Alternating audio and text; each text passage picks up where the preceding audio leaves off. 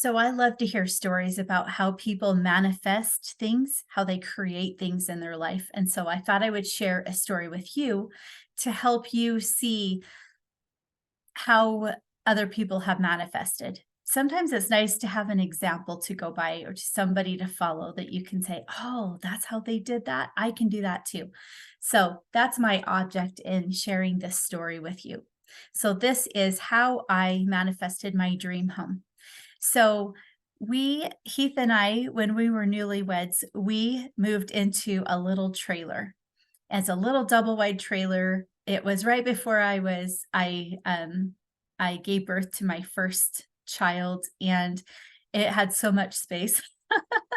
We thought it was three bedrooms and three and a half or two and a half, 1.5 baths. Anyway, for us as newlyweds, it was perfect, and it was just the exact location, because we bought it from grandma, and, it was like a 1984, uh, trailer, mobile home. It didn't have a foundation. It had a lot of mature trees around it and bushes and things, and it was just a really pretty area. We wanted to eventually, move it and build there. So we were buying it for the location as well. So, um, years go by. We have 4 children in this house. Have any of you guys stayed in your starter home longer than you thought you would? Yes, we did too. So, um,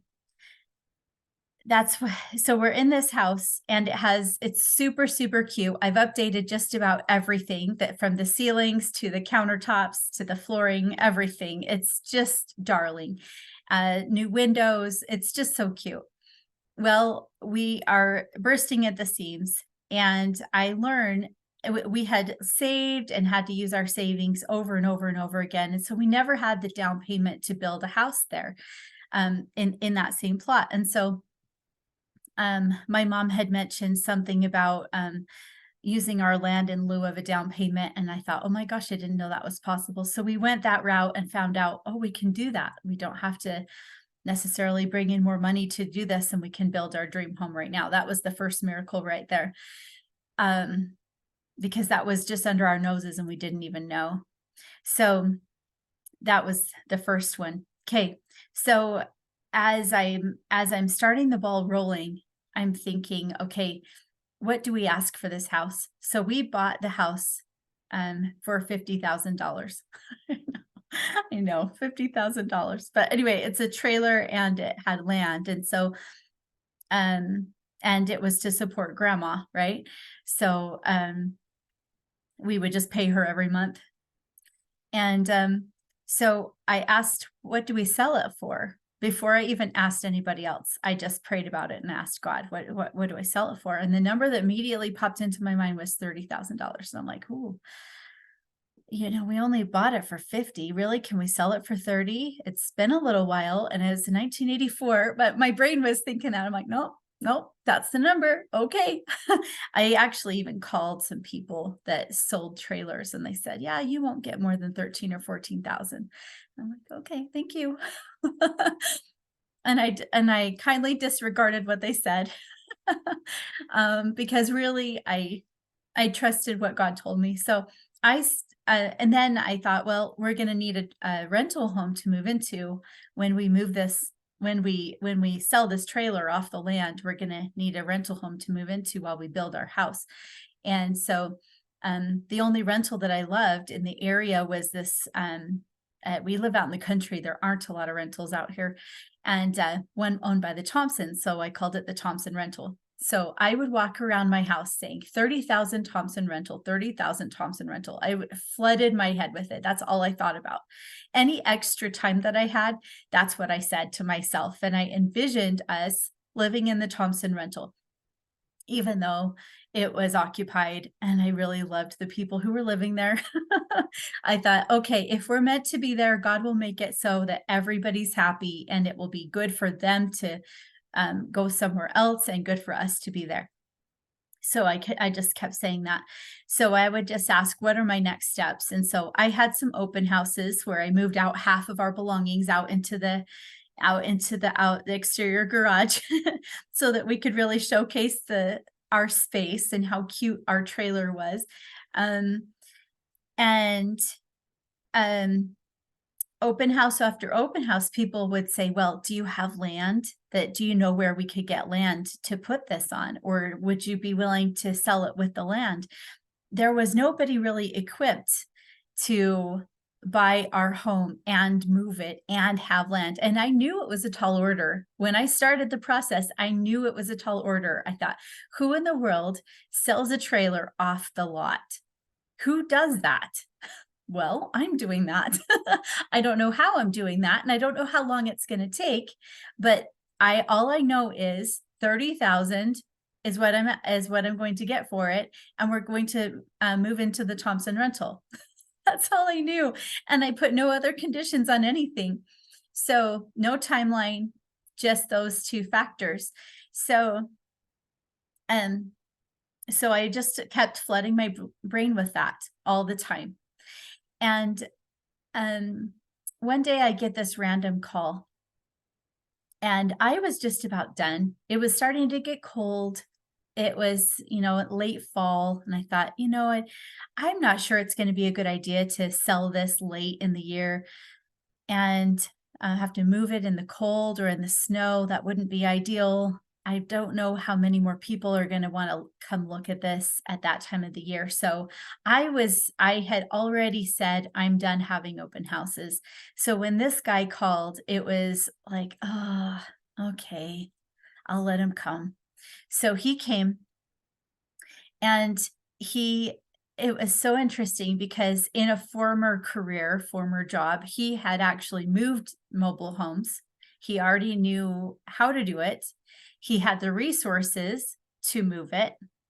He was actually looking specifically for mobile homes for an area that he had already developed, that already had power and sewer and water, and all it needed was some cute mobile homes, and that's what he was looking for. And he said, this is really cute. You have really done a lot. He didn't say cute. He said, this is a really nice mobile home. You've done a lot with this. He said, it's not worth 30,000. And I'm like, I did not care that he didn't think it was worth 30,000. Nobody else did either. Nobody else, they thought it was worth 30,000 with the land. But you know what? God told me it was worth 30,000. So I did not care what anybody else said. And so I just said, okay. And then I told him, I said, if you're not, if you don't want to buy it right now, that's okay. I think we're just gonna wait till spring to list it again. And he could tell I was serious and I wasn't joking. I was like, yeah, I don't really care if you buy it or not right now. We're ready to wait and list it in the spring. And at that point, he decided, he's like, I'll take it. I'm like, okay. And it was the next day that I got a call that said that the Thompson rental was being vacated, and would I like to rent it? So within that time period, just less than a week, we sold our mobile home and we moved into the Thompson rental. So it pays to flood your brain, number one, with what you desire, with what you have felt good is the thing that you desire to manifest. Number one is you flood your brain. Number two is you resist the temptation to believe other people above your own inspiration. So you believe your own inspiration first, no matter what other people around you are saying. Believe your own inspiration first. And number three, I would avoid putting a timeline on it.